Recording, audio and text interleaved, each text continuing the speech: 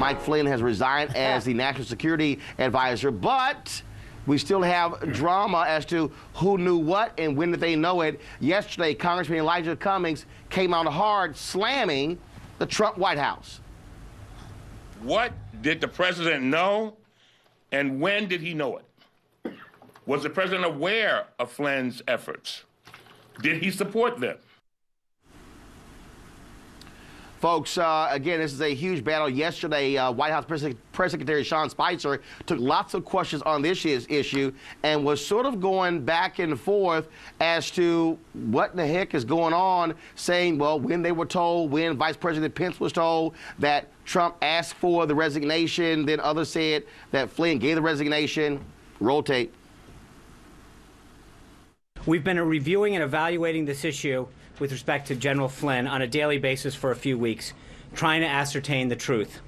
We got to a point not based on a legal issue, but based on a trust issue, where the level of trust between the president and General Flynn had eroded to the point where he felt he had to make a change.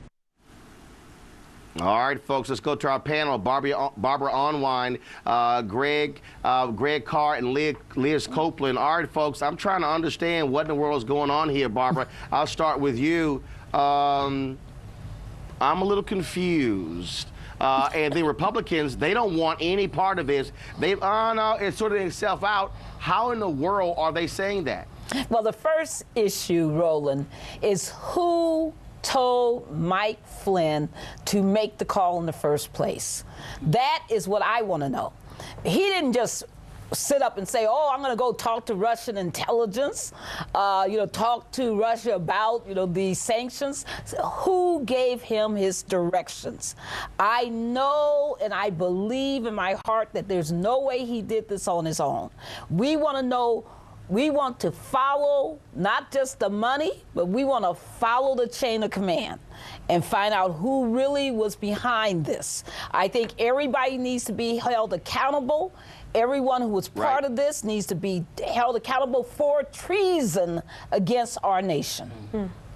Liz Copeland, I'm trying to understand Republicans, boy, they sure had lots of Benghazi investigations. All of a sudden, they've grown quiet, don't want to investigate what's going on here. They look pretty horrible, Liz. Yeah, I would have to agree with you on the presentation from the leaders, especially Republican leaders in Congress.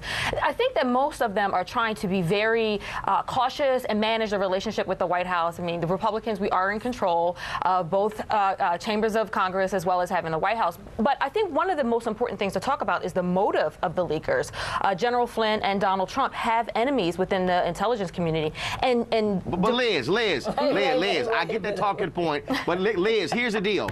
If Flynn doesn't call Russia, there are no leaks. But the White House trying to say, Liz, 1 second. The White House goes, oh, the real story is who leaked it. No, the real story is Flynn talking to Russia about the sanctions on the day President Obama dropped them. If you don't have those phone calls, there is nothing to leak. That's not new in presidential campaigns. It happened during Nixon. It happened during Carter. It happened during Bush. And Nixon got impeached. Yes, that's true. But it is not. Political wrote an article in July of 2016 saying that presidential campaigns and foreign governments have been in communication for years. Now, I'm not excusing the action. Yes, it was wrong. Come on, Liz. Actually, you are. I'm not excusing it. I'm not excusing it. Greg Carr, late last night, the New York Times dropped their story about a lot of communication between higher-ups in the Trump campaign and Russian intelligence. This story is mushrooming. That's right. That's right. In fact, late last night, it's on the front page of today's print copy. Trump aides had contact with Russian intelligence